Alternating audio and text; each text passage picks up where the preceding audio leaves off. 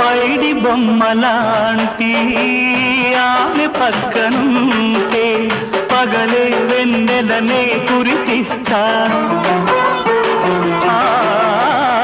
నీడలాగా నాతో ఏడడుగులు సాగితే